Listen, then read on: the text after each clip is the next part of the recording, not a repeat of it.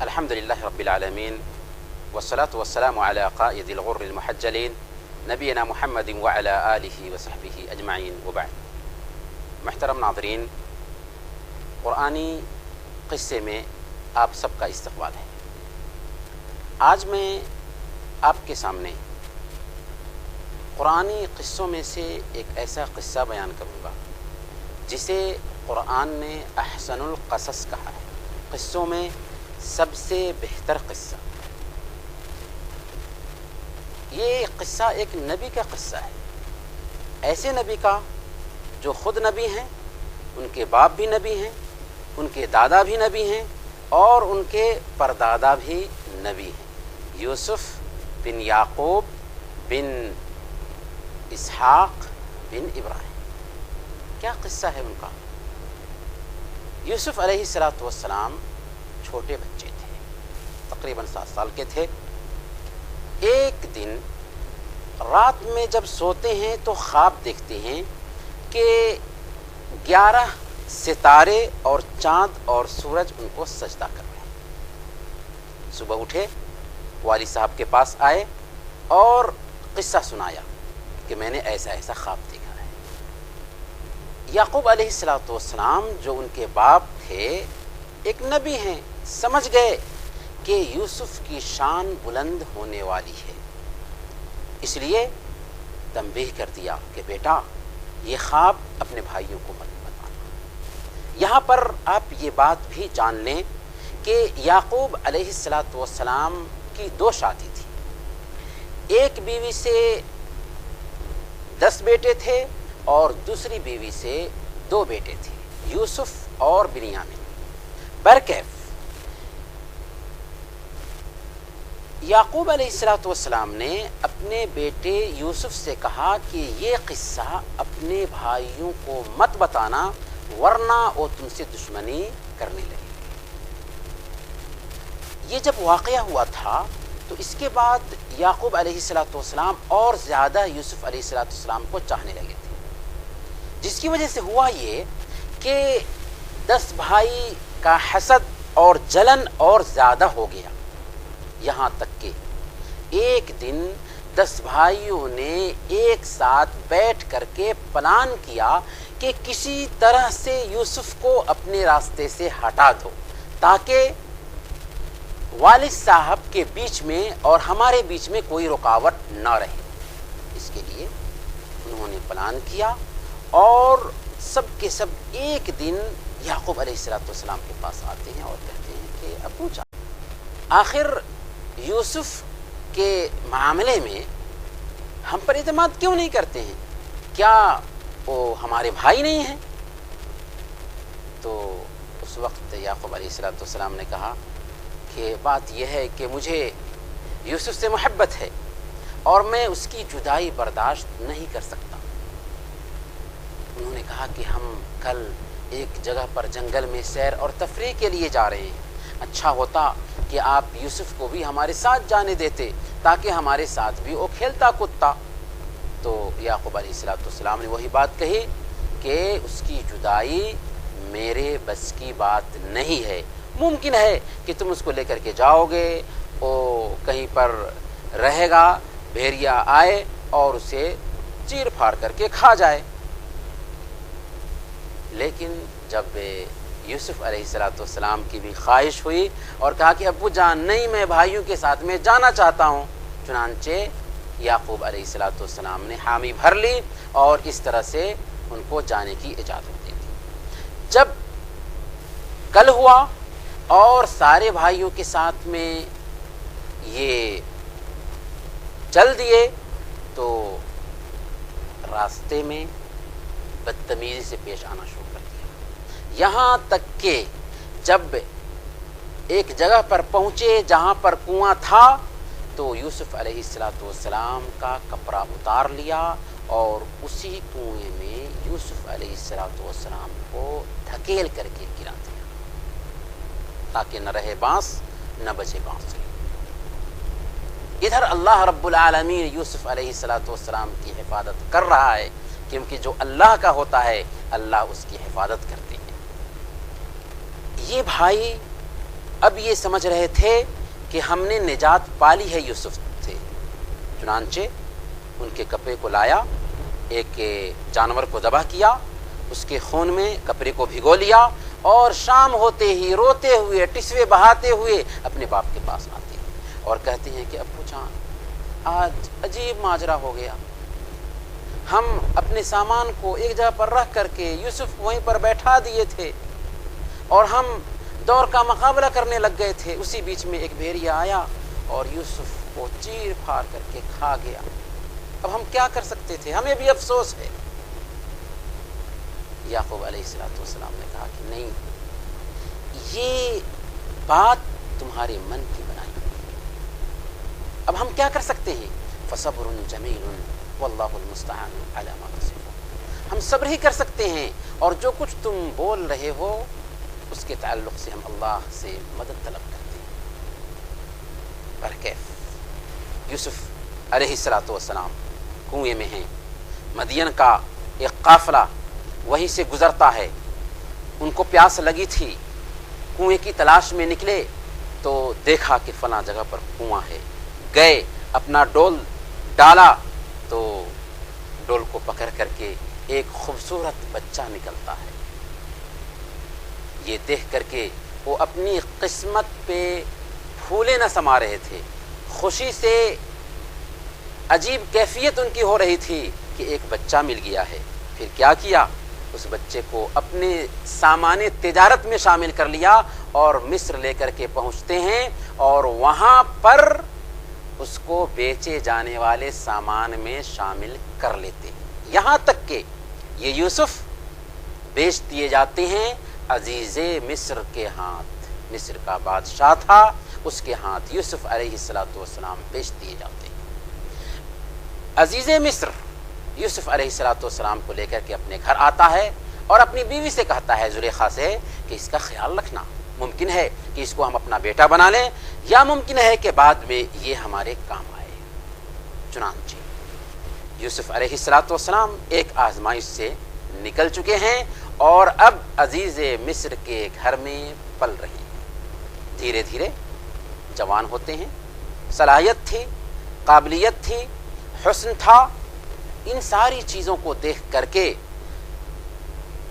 عزیز مصر کی بیوی زلیخا ان کی دیوانی بن جاتی ہے، ہر طرح سے برائی کی گود میں پھنسانے کی کوشش کیا، لیکن کسی طرح سے یوسف علیہ السلام اس کی بات میں نہ آ سکے، تو ایک دن پلاننگ کے ساتھ اس نے گھر کے سارے دروازوں کو بند کر دیا، اور اس کے بعد یوسف علیہ السلام کو دعوت گناہ دینا شروع کر دیا۔ یوسف علیہ السلام جب انکار کرتے ہیں تو دوڑ کر کے پکڑنا چاہتی ہے، یوسف علیہ السلام دروازے کی طرف بھاگتے ہیں، اسی بیچ عزیز مصر دروازے پہ آ جاتا ہے، چہرے کی کیفیت بدلی ہوئی، یوسف علیہ السلام کے چہرے کی بھی کیفیت بدلی ہوئی ہے، زلیخا کے چہرے کی بھی کیفیت بدلی ہوئی ہے، چہرے سے پتہ چل رہا ہے کہ کچھ نہ کچھ ہوا ہے۔ اسی بیچ زلیخا بول پڑتی ہے، ما جزاء من اراد باہلک سوءا الا ان یسجن او عذاب الیم، جو آپ کی بیوی کے ساتھ میں برا ارادہ رکھتا ہو، بدکاری کا ارادہ رکھتا ہو، اس کی کیا سزا ہو سکتی ہے؟ یہی نا کہ اسے جیل میں ڈال دیا جائے یا تکلیف دہ سزا دی جائے۔ اسی وقت ایک آواز آئی، دیکھو اگر یوسف کے اندر غلطی ہے تو اس کا علاج بھی ہمارے پاس ہے، اگر زلیخا کے اندر غلطی ہے تو اس کا بھی علاج ہمارے پاس ہے۔ یوسف کو دیکھا جائے، اس کے کپڑے پھٹ گئے ہوئے ہیں، اگر اس کا کپڑا پیچھے سے پھٹا ہے تو غلطی زلیخا کی ہوگی، اور اگر کپڑا آگے سے پھٹا ہے تو غلطی یوسف کی ہوگی۔ چنانچہ دیکھا گیا غلطی ظاہر ہوئی زلیخا کی ہی، کیونکہ کپڑا پیچھے سے پھٹا تھا۔ اس وقت عزیز مصر نے کھل کر کے کہا تھا، انہ من کیدکن، ان کیدکن عظیم، اے عورت یہ تمہاری سازشوں میں سے ایک سازش ہے، تم عورتوں کی سازشیں واقعی زبردست ہوتی ہیں۔ برکے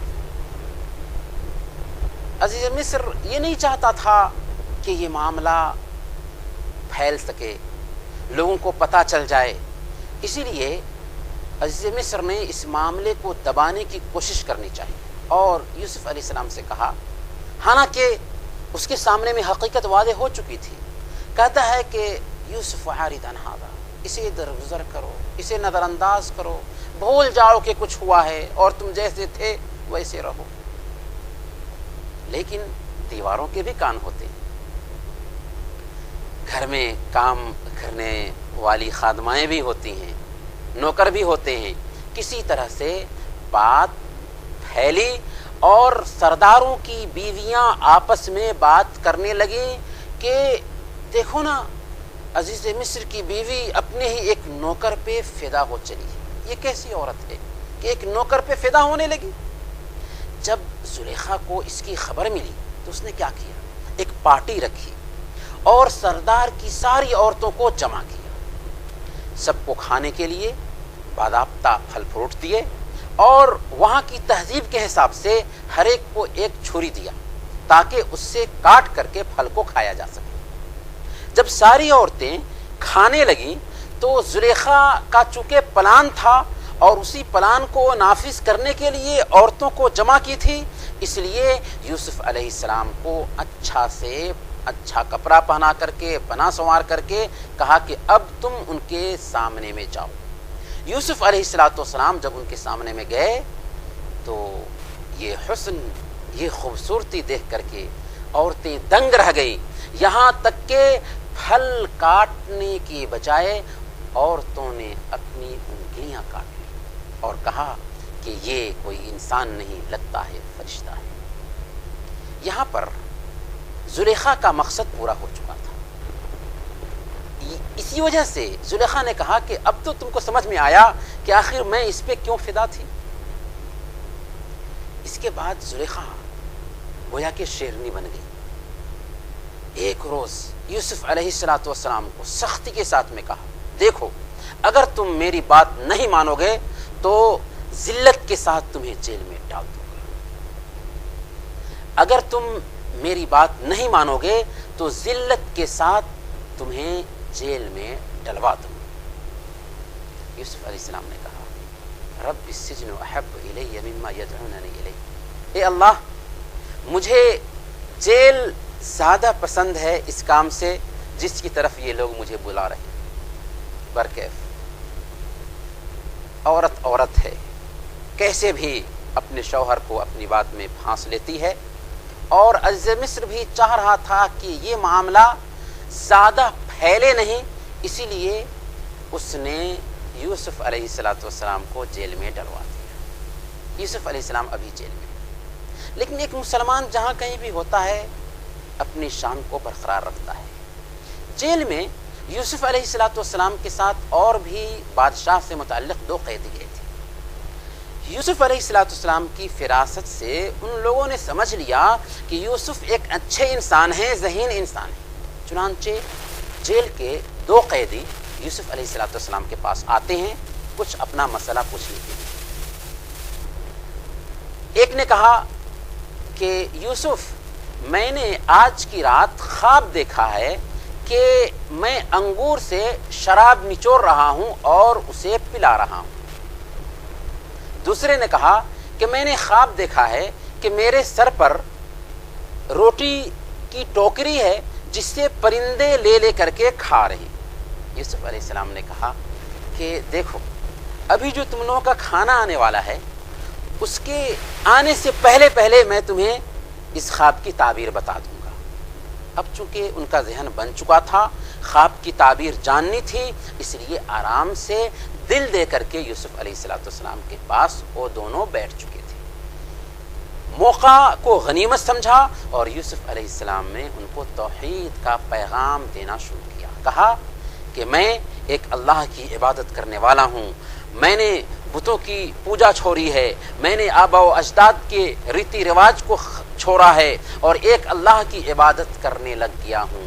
یا صاحب السجن ارباب متفرقون خیر ام اللہ الواحد القہار، اے جیل کے ساتھیوں، کیا ایک اللہ بہتر ہے یا بہت سارے یہ بھگوان جن کو تم نے بنا لیا ہے، جن کا تم نے نام رکھا ہوا ہے، حالانکہ اللہ رب العالمین نے ان کی کوئی دلیل نہیں اتاری ہے۔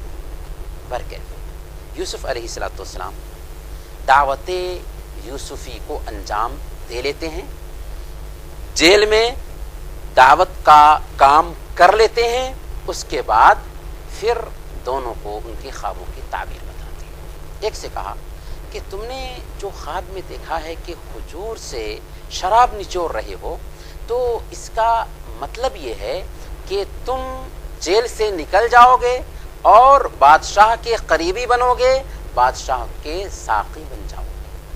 اور تم نے جو دیکھا ہے کہ روٹی کے ٹوکری کو اپنے سر پہ رکھے ہوئے ہو اور اس سے پرندے کھا رہے ہیں، تو اس کی تعبیر یہ ہے کہ تمہیں سولی پر لٹکا دیا جائے گا۔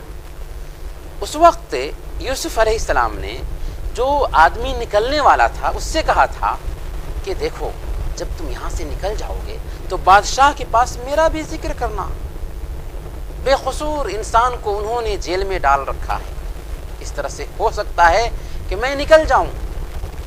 وہ نکل تو گیا، بادشاہ کا قریبی تو بن گیا، پر بھول گیا کہ کسی آدمی سے ہمارا معاملہ ہوا تھا۔ ایک دن کی بات ہے، بادشاہ خواب دیکھتا ہے۔ خواب میں اس نے دیکھا تھا کہ 7 موٹی گائے ہے اور 7 دبلی گائے ہے۔ عجیب بات یہ ہے کہ دبلی گائے موٹی گائے کو نگل لے رہی ہے، اسی طرح سے 7 خشک بالیاں ہیں اور 7 سوکھی بالیاں ہیں۔ خواب عجیب تھا۔ بادشاہ نے اپنے درباریوں کے سامنے میں صبح میں یہ خواب رکھا۔ درباریوں نے کہا کہ یہ خواب پریشاں ہے، اس کی کوئی حیثیت نہیں ہے، اس کو نظر انداز کیجیے۔ اس وقت یہ جو ساقی درباری تھا اس کو خیال آیا اس انسان کے بارے میں جس سے اس نے اپنا خواب پوچھا تھا، یعنی یوسف علیہ السلام کے بارے میں۔ بادشاہ سے اجازت لیا اور یوسف علیہ السلام کے پاس میں جیل میں آیا اور اس خواب کی تعبیر پوچھی۔ جو نیک بندے ہوتے ہیں وہ لوگوں کی رہنمائی کرنا چاہتے ہیں، چنانچہ یوسف علیہ السلام نے خواب کی صحیح تعبیر بتائی۔ کیا تعبیر تھی؟ کہا کہ دیکھو، ابھی 7 سال تک بہت ہی غلہ ہوگا، پھر 7 سال کے بعد جو اگلا 7 سال ہوگا اس کے اندر اکال پڑے گا، قحط سالی آ جائے گی۔ اس لیے 7 سال تک جو غلے ہونے والے ہیں ان غلوں کو ان کی بالیوں میں ہی سینت کر کے رکھ دو، تاکہ اگلا جو 7 سال ہوگا اس میں آرام سے غلے سے ضرورت پوری ہو سکے۔ خواب کی تعبیر سنا اور ساقی نے آ کر کے بادشاہ کو خواب کی تعبیر بتائی۔ بادشاہ کو بھی تعبیر بہت پسند آئی، خیر خواہ کی تعبیر تھی۔ چنانچہ بادشاہ نے کہا کہ جاؤ ان کو بلا کر کے لاؤ، لیکن یوسف علیہ السلام جب یہ ساقی پہنچتا ہے تو نکلنے سے انکار کر دیتے ہیں اور کہتے ہیں کہ پہلے بتایا جائے کہ مجھے جیل میں کیوں ڈالا گیا ہے۔ جی ہاں، ایک داعی ہے، داعی کے اوپر الزام آیا تھا، اس لیے پہلے اس الزام کی قلعی کھلنی چاہیے، تب وہ داعی جیل سے نکلے گا۔ چنانچہ جب بات آئی تو زلیخا اپنے گناہ کا اعتراف کر لیتی ہے اور کہتی ہے کہ غلطی میری تھی، یوسف کی نہیں۔ چنانچہ یوسف علیہ السلام آتے ہیں، بادشاہ سے ملتے ہیں، بادشاہ کہتا ہے کہ آج سے آپ ہمارے قریبی ہیں۔ یوسف علیہ السلام چونکہ اپنے اندر صلاحیت دیکھ رہے تھے، اس لیے کہا اجعلنی علی خزائن الارض انی حفیظ علیم، بادشاہ آپ مجھے کھاد منتری بنا دیجیے میں حفاظت کرنے والا ہوں اور جانکاری رکھنے والا ہوں۔ چنانچہ بادشاہ نے، عزیز مصر نے ان کو وزیر مالیات، کھاد منتری بنا دیا۔ یوسف علیہ السلام 7 سال تک جو غلے ہوئے اس کی صحیح طریقے سے دیکھ ریکھ کرتے ہیں اور سب کو بالیوں سمیت حفاظت سے رکھ لیا تھا۔ جب اگلا 7 سال آیا تو واقعی قحط سالی آ گئی۔ اس میں چونکہ مصر کے اندر انتظام ہو چکا تھا، اس لیے کوئی مسئلہ تھا ہی نہیں مصر والوں کے لیے، مسئلہ تھا مصر کے آس پاس میں رہنے والے لوگوں کے لیے۔ جب پتہ چلا کہ مصر کے بادشاہ نے بہت ہی اچھی پلاننگ کی ہے اور مصر میں غلے بٹ رہے ہیں، تو آس پاس کے ملک کے لوگ بھی غلہ لینے کے لیے آنے لگے۔ اس وقت یوسف علیہ السلام کے بھائیوں کو بھی خبر ملی، چنانچہ ان کے بھائی بھی غلہ خریدنے کے لیے پیسہ لے کر آ چکے ہیں۔ یوسف علیہ السلام جب اپنے بھائیوں کو دیکھتے ہیں تو پہچان جاتے ہیں، جی ہاں ان کے بھائی تھے نا، پہچان جائیں گے، لیکن بھائیوں نے نہیں پہچانا، کیونکہ بھائیوں کو پہچانیں گے کیسے جبکہ انہوں نے انہیں کنویں میں ڈال دیا تھا۔ ان کے خواب و خیال میں بھی یہ بات نہیں تھی کہ یوسف بچے ہوں گے۔ برکیف یوسف علیہ السلام نے ان کو پہچان لیا اور ان کو غلہ دیا، پھر قریب کر کے کچھ معلومات لی، کہا کہ تم لوگوں کا حال کیا ہے، تم لوگوں کے خاندان کی کیفیت کیسی ہے۔ انہوں نے بتایا کہ ہم 12 بھائی تھے، ان میں سے ایک بھائی گم ہو گیا ہے اور ایک بھائی ہمارے باپ کے پاس ہیں اور ہم 10 بھائی آپ کے پاس میں آئے ہیں غلہ لینے کے لیے۔ یوسف علیہ السلام نے کہا کہ دیکھو اگلی بار آنا تو اپنے اس بھائی کو بھی لے کر کے آنا جو باپ کے پاس ہے، اور یاد رکھو اگر لے کر کے نہیں آئے تو پھر غلے نہیں ملیں گے، یہ شرط ہے۔ چنانچہ بھائی گئے اور یوسف علیہ السلام نے ان کے جو پیسے تھے ان کو لوٹا دیے تھے، ان کے ہی بستوں میں ڈال دیا تھا اور ان کو خبر بھی نہیں تھی۔ جب یہ گھر پہنچے تو سارا ماجرا سنایا، اور جب بستے کو دیکھا، جھولے کو کھولا تو دیکھا کہ پیسے بھی آ چکے ہیں۔ البتہ یعقوب علیہ السلام سے کہا کہ ابو جان، ہم لوگ جب دوسری بار جائیں گے تو بادشاہ نے کہا ہے کہ تم اپنے بھائی کو بھی لے کر کے آنا، اگر لے کر کے نہیں آؤ گے تو غلے نہیں ملیں گے۔ یعقوب علیہ السلام پریشان ہو گئے، کہا کہ نہیں، ایک تو میں یوسف کو کھو چکا ہوں، اب میں بنیامین کو بھی کھو دوں، ایسا نہیں ہو سکتا۔ لیکن بات تو غلے کی تھی، غلے نہیں ملیں گے تو کھانے کے لیے آئے گا کہاں سے؟ اس لیے مرتے کیا نہ کرتے یعقوب علیہ السلام جانے دیتے ہیں بنیامین۔ چنانچہ یہ 10 بھائی اور بنیامین دوسری مرتبہ یوسف علیہ السلام کے پاس میں آتے ہیں۔ یوسف علیہ السلام بنیامین سے اکیلے میں ملتے ہیں اور کہتے ہیں کہ میں تم کو روکنا چاہتا ہوں، ایک ترکیب اپناؤں گا، تم خاموش رہنا۔ چنانچہ سب لوگوں کو اناج ناپ کر کے دے دیا گیا۔ ایک پیالہ تھا، پینے کا بھی وہ کام آتا تھا اور ناپنے کے بھی کام میں وہ استعمال ہوتا تھا۔ اس پیالے کو بنیامین کے کجاوے میں رکھ دیا گیا، اور جب یہ چلنے لگے تو ناپنے والوں نے آواز لگائی، اے قافلہ والے تم لوگ چور ہو، اے قافلہ والے تم لوگ چور ہو۔ جب انہوں نے سنا تو کہا کہ نہیں، ایسا نہیں ہو سکتا، ہم فساد مچانے والے لوگ نہیں ہیں، ہم تو اچھے لوگ ہیں، ہم آئے ہیں تاکہ اصلاح کا کام کریں، نہ کہ فساد کا کام۔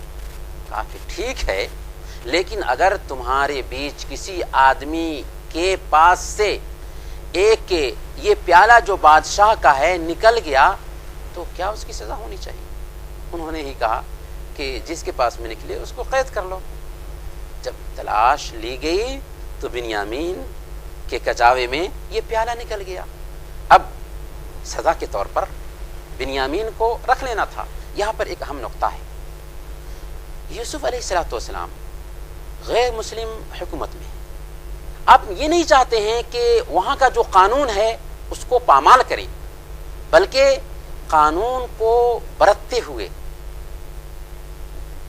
बिन्यामीन को अपने पास में रोकना चाहा था और ये तरकीब अपनाई थी। पर कैफ, इस तरकीब के हिसाब से बिन्यामीन रोक लिए जाते हैं। अब ये परेशान हो गए, यूसुफ अलैहिस्सलाम के पास में आकर के मिन्नत समाजत करने लगी कि हम में से किसी आदमी को अगर आप रख सकते हैं तो रख लीजिए, इसको छोड़ दो, क्योंकि इसकी वजह से आप परेशान हो जाएंगे। लेकिन यूसुफ अलैहिस्सलाम ने कहा कि जो मुजरिम है, मुजरिम को छोड़ दूं और जो मुजरिम नहीं है उसको मैं कैद कर दूं तो ये तो बहुत बड़ा जुल्म होगा। पर कैफ, बिन्यामीन से अकेले में यूसुफ अलैहिस्सलाम मिलते हैं और सारी कैफियत जान लेते हैं। उसके बाद जब ये भाई अपने वालिद के पास में पहुंच जाते हैं और वालिद को सारा माजरा सुनाते हैं तो याकूब अलैहिस्सलाम और परेशान हो जाते हैं। और परेशानी की बात ही थी, लेकिन मरते क्या ना करते, सब्र से काम लेते हैं। एक ज़माना के बाद याकूब अलैहिस्सलाम ने अपने बेटों से कहा कि बेटो जाओ एक मर्तबा और देखो, मुमकिन है कि तुम यूसुफ को पालोगे, मुमकिन है कि तुम बिन्यामीन को पालोगे। चुनांचे तीसरी मर्तबा याकूब अलैहिस्सलाम के बेटे आते हैं यूसुफ अलैहिस्सलाम की खिदमत में और यूसुफ अलैहिस्सलाम से सारा किस्सा सुनाते हैं और कहते हैं कि वालिद साहब की हालत ख़राब हो चुकी है, रोते रोते उनकी आंख जा चुकी है, हमारे ऊपर रहम फरमाएं, करम फरमाएं। उस वक्त यूसुफ अलैहिस्सलाम ने राज खोला, कहा क्या तुम्हें पता है कि तुमने यूसुफ के साथ और उसके भाई के साथ क्या क्या मामला नहीं किया?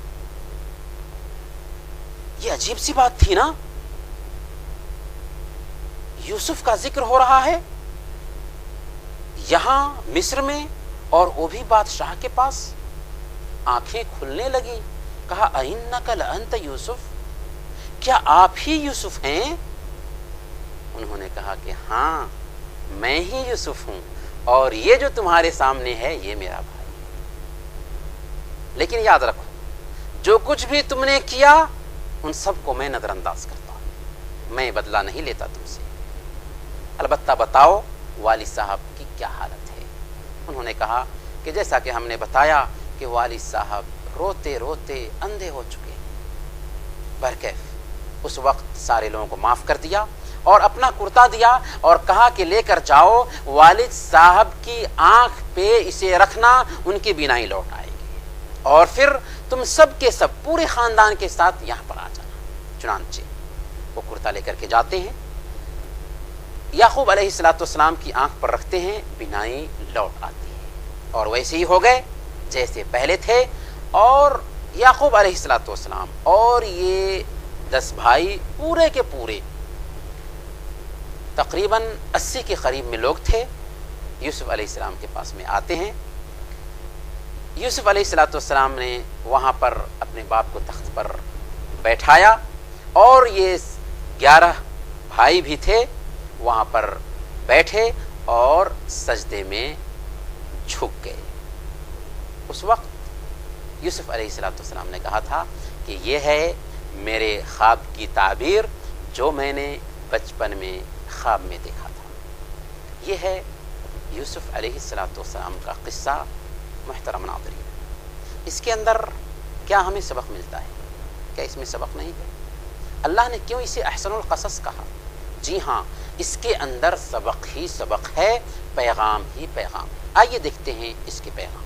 सबसे पहले नंबर पर यूसुफ अलैहिस्सलाम के इस किस्से में हमें पहला पैगाम ये मिलता है कि हसद नहीं करना चाहिए।